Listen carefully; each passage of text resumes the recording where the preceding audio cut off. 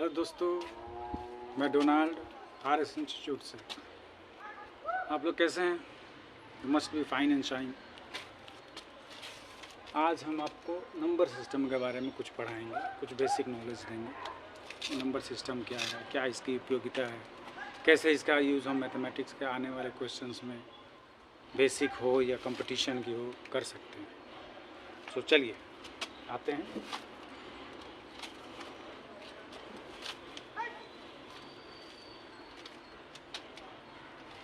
Number system पहला है natural number, प्राकृतिक संख्या। प्राकृतिक संख्या गिनती की वो सभी संख्याएं जो एक से शुरू होकर अनंत तक जाती है, नेचुरल नंबर या प्राकृतिक संख्या कहलाती है। जैसे कि नाम से ही है, प्राकृत, ऑटोमेटिक, स्वतः ही निकल जाती है। तो 1 2 3 4 1 2 3 4 इन्फिनिटी तक ये है प्राकृतिक संख्या। जैसे 1 2 3 अनंत तक जाएगी। ओके, अब सेकेंड वाला है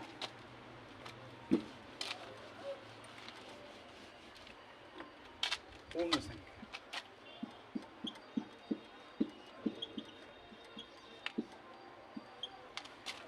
जब प्राकृतिक संख्या में शून्य को जोड़ दिया जाता है, जीरो को, तो वो हो जाती है प्राकृतिक संख्या।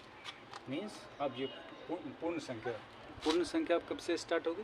0 से। 0 2 3 मीन्स नाम से ही देख लीजिए, पूर्ण है तो 0 आ गया तो पूर्ण हो गया। ऐसे प्राकृतिक संख्या थी तो 1 से शुरू होती, 1 2 3 4 5 6, तो संख्या तो अनंत हो जाएगी, पर 0 नहीं था उसमें। जैसे ही 0 आ गया तो पूर्ण हो गया। Next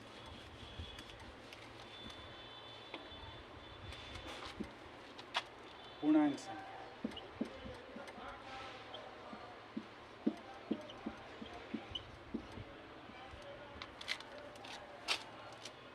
integer. जब संख्याओं का ऋणात्मक और धनात्मक शून्य सबको मिला दिया जाए तब ये बनती है पूर्णांक संख्या, integer. Means first natural number, इसमें 0 मिला दे तो वो क्या हो जाएगा? होल नंबर, पूर्ण संख्या। और फिर इसमें क्या ऐड कर दो? नेगेटिव संख्याओं को ऐड कर दिया जाए तो क्या हो जाएगा? पूर्णांक संख्या।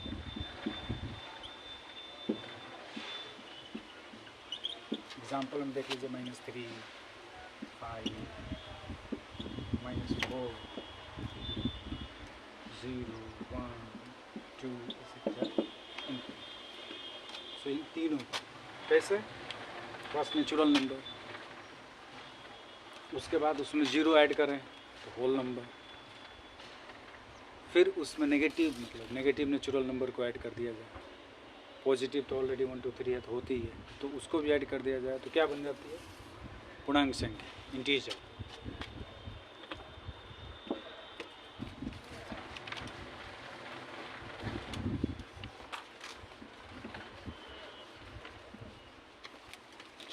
करते हैं सम संख्या।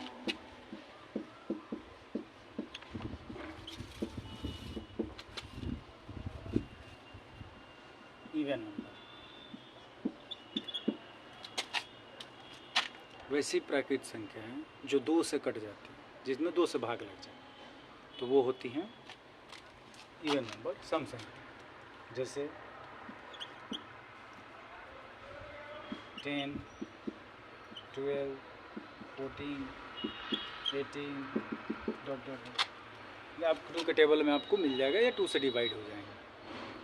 सेम चीज़, ठीक अपोजिट इसके ऑड नंबर, विषम संख्या।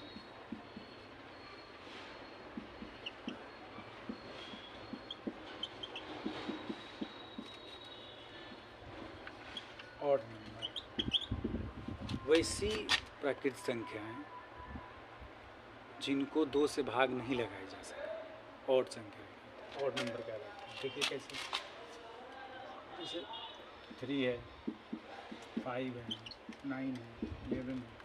आप इसमें 2 से भाग नहीं लगाता, 2 के टेबल में आपको ये नहीं आता, 2 के टेबल से नहीं कटा, तो ये हो गई विषम संख्या।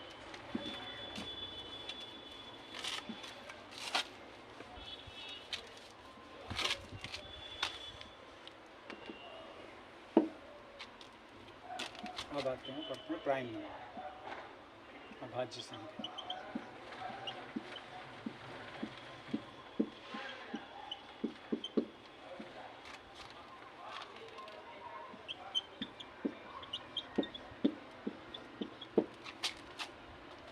वैसी प्राकृत संख्याएं जो 1 से या खुद से कटती हैं, जिनको 1 से या खुद से विभाजित कर सकते हैं, उन्हें प्राइम नंबर या अभाज्य संख्याएं कहते हैं। जैसे 2, 3, 5, 7, 9 नहीं होगा क्योंकि 9 3 से कट जाएगा, 11, 13, या तो ये खुद से कटेंगी 2 से या 1 से, 3 भी कटेंगे या तो 3 से या 1 से, 5 भी या 1 से या 5 से, 7 भी या 1 से या 7 से। मीन्स इनका फैक्टर 2 ही होता है, या तो 1 होगा या स्वयं होंगे, 1 या स्वयं।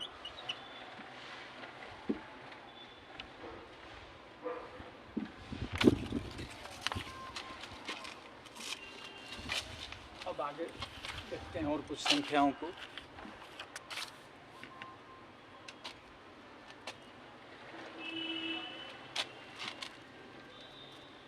यौगिक संख्या, कंपोजिट नंबर।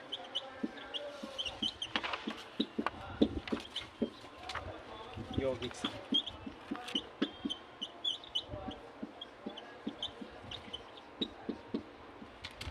यौगिक संख्याएं क्या है?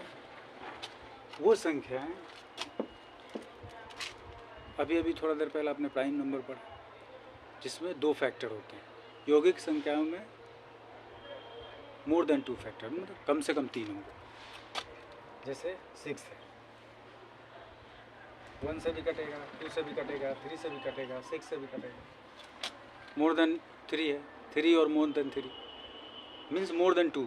प्राइम नंबर 2 फैक्टर होते हैं, 2 ही भाग लगा सकता है। यौगिक संख्या जो होती है 2 से ज़्यादा लगाती है। ओके,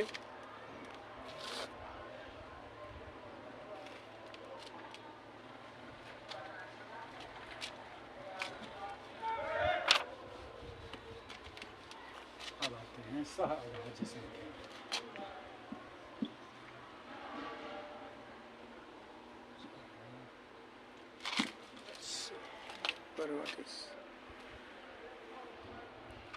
Yes, co-primary असहभाज्य संख्या।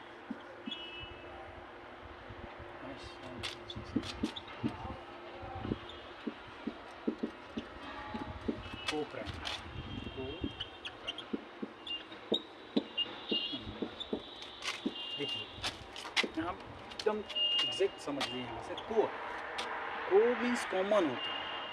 मीन इंग्लिश आप पढ़ेंगे कोऑपरेटिव, को एजुकेशन, को मीन्स कॉमन होता है। सो कॉमन प्राइम नंबर में क्या होता है? या तो 1 डिवाइड होता है, 1 से डिवाइड होता है या स्वयं से डिवाइड होता है। तो अगर कुछ ऐसी संख्या हो जो उनमें कॉमन हो तो 1 डिवीज़न के मामले में। सो ऐसी 2 संख्या है जिनका महत्तम HCF 1 को प्राइम है। जैसे 5, 6, 8, 5, 3, मीन्स कोई भी 2 संख्या है और 2 से ज़्यादा संख्या है जिनका HCF 1 हो, वो को प्राइम होती है। ओके,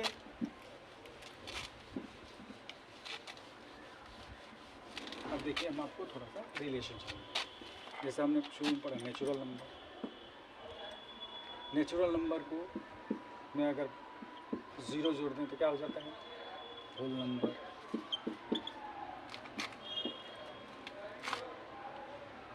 इसी में अगर हम नेगेटिव जोड़ दें, नेगेटिव नंबर जोड़ दें, नेगेटिव नेचुरल नंबर जोड़ दें तो क्या बन जाएंगे? इंटीजर, पूर्णांक संख्या।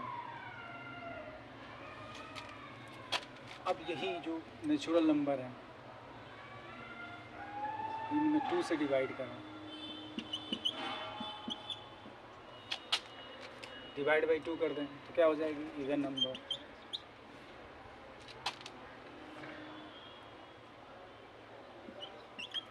नॉट डिवाइड बाई 2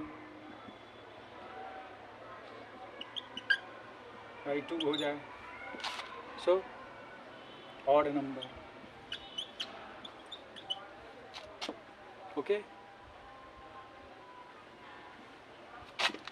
ये एक सीरीज बनती है। सेकंड,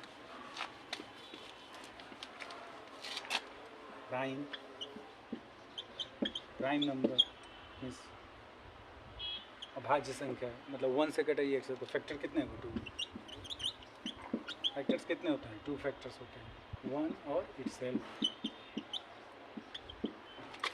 1 से कटे या खुद से कटे। अब आ जाते हैं कंपोजिट नंबर। क्या इसमें 2 है, 2 फैक्टर्स है, अगर इसमें फैक्टर मोर देन 2 है, फैक्टर इज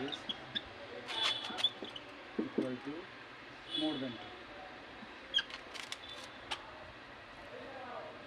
देन क्या हो जाएगा? कंपोजिट नंबर हो जाएगा। कोप्राइम, वैसी 2 संख्या जिसमें कुछ कॉमन है, उसमें से प्राइम है, और प्राइम है तो उसमें से एक तो एटलीस्ट प्राइम होनी चाहिए। तो कुछ भी ऐसी 2 संख्या हैं जो कॉमन हो, उनमें क्या कॉमन हो सकता है? 1 कॉमन, फैक्टर में 1 ही कॉमन होना चाहिए, मीन्स 1 के अलावा कोई हो। तो कितने फैक्टर होंगे? 1 फैक्टर। एक मतलब HCF, इसका HCF क्या है? 1 है। सो या एक prime number, composite number and को प्राइम नंबर, इसमें फैक्टर देखना। इसमें 2 फैक्टर है, इसमें मोर देन 2 फैक्टर है, और इसमें सिर्फ 1 फैक्टर। अब 2 प्राइम नंबर या कोई भी एक प्राइम नंबर, ये आपको LCM में बहुत यूज हो सकता है। जैसे आप LCM निकालते हो, HCF निकालते हो, तो अगर जैसे ही प्राइम नंबर आ जाता है तो उसके चांसेस बन जाते हैं। जैसे कि हमने आपको वीडियो में बताया था कि अगर प्राइम नंबर होगा तो अगर आपको HCF निकालना हो तो या तो 1 होगा, या तो वो खुद नंबर होगा, या 1 होगा। तो मैक्सिमम चांस है कि 1 हो। तो देखिए यहाँ पे को प्राइम हो गया, तो अगर एक भी प्राइम हो गया और कोई और नंबर है तो उसका HCF होने के 1 होने के चांस बन जाते हैं। HCF में इसका बहुत बेहतर यूज कर सकते हैं। ओके,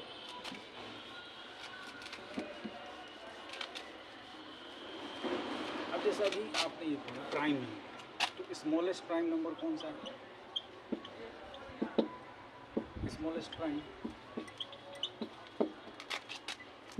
2, क्योंकि छोटा प्राइम 2 है, 3 है, 5 है।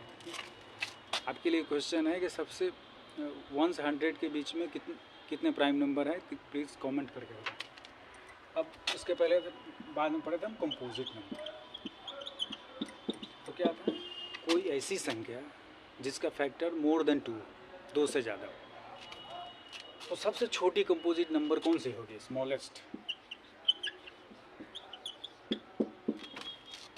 2 तो होगी नहीं, क्योंकि 2 छोटी प्राइम नंबर है, 2 ही फैक्टर है उसका। 3 होगी नहीं, क्योंकि वो भी प्राइम नंबर है।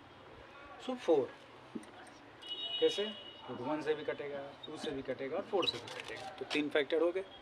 इसलिए स्मॉलेस्ट कंपोजिट नंबर क्या होगा? 4। Very very important for examination, परीक्षा लिखना बहुत ज़रूरी है, आप इसको ध्यान में रखें।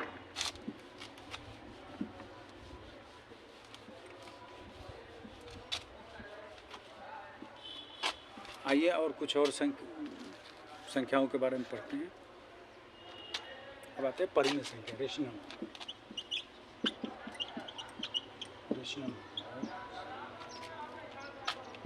वैसी संख्या है जिनको हम P/Q के फॉर्म में लिख सकते हैं, मतलब बटे के रूप में, अपॉन में लिख सकते हैं। और कंडीशन क्या होता है? Q does not equal to 0, तो Q की वैल्यू 0 नहीं होनी चाहिए। क्यों?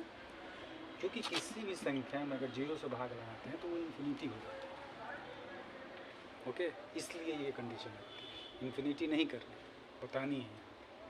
तो ज़ीरो नहीं हो सकता, तो क्यू की वैल्यू ज़ीरो नहीं हो सकती, 1 2 3 4 कुछ भी होगा, ज़ीरो नहीं। ओके, अब जैसे कि आप 5/6 7/8 कुछ भी कर सकते हैं। अब जैसे नेचुरल नंबर को भी आप p/q में लिख सकते हैं, जैसे 1 2 3 15, कैसे 0.1 क्योंकि इसके वैल्यू में कोई फ़र्क नहीं पड़ता है, बट p/q के फॉर्म में हो सकता है। Okay, these are the rational number. और इरेशनल नंबर,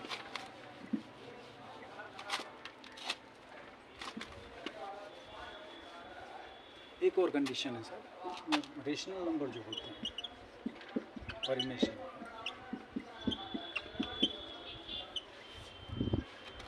ये जब आप डिवाइड करते हैं, जब भाग लगाते हैं, तो ऐसी होती हैं कि ये कट जाती हैं, दशमलव में भी कट जाती हैं, या इनका जो दशमलव होता है रिपीटिंग होता है, जैसे 1/3 क्या होगा 0.333 आते रहेंगे, रिपीटिंग है, रिपीटेड होता रहेगा, या कट जाएगा, जैसे 4/5 कर सकते तो 0.8 हो जाएगा, तो ये कट गया पूरी तरह से।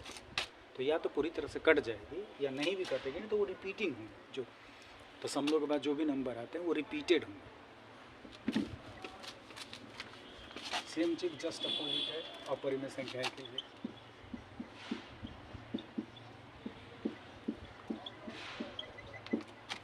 मतलब ये रिपीटिंग नहीं होगी और कटेंगी नहीं, तो मोस्टली ये अंडर रूट वाली होती है, √2 5 जो कि नहीं कटती। ओके, तो मोस्टली ये नंबर होती हैं, पर इसमें सबसे इम्पोर्टेंट अगर कोई नंबर है वो है पाई। पाई अपरिमेय संख्या, ये बहुत ही ज़्यादा पूछा गया क्वेश्चन है, वेरी इम्पोर्टेंट, क्योंकि वैसे नॉर्मली हम 22/7 जानते हैं पाई की वैल्यू को, पर ऐसा नहीं है, ये मैथमेटिक्स सॉल्व करने के लिए एक नंबर दी गई है। जबकि आप भाग लगाएंगे 3.141, अब जितना दूर तक चलते जाएं ये नहीं निकलती है, कटती नहीं है, या रिपीटेशन भी नहीं होता है। तो इसलिए परिमेय संख्याओं में सबसे इम्पोर्टेंट है पाई। ये क्वेश्चंस में पूछा गया है, सो इस चीज़ का ध्यान रखें कि पाई या परिमेय संख्या है, परिमेय संख्या नहीं है। अब आते हैं रियल नंबर, वास्तविक संख्या।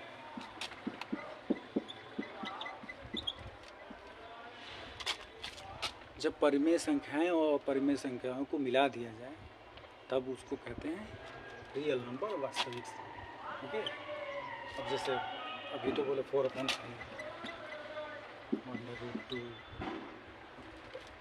4/5 ऐसे, तो सच कहेंगे। Thank you.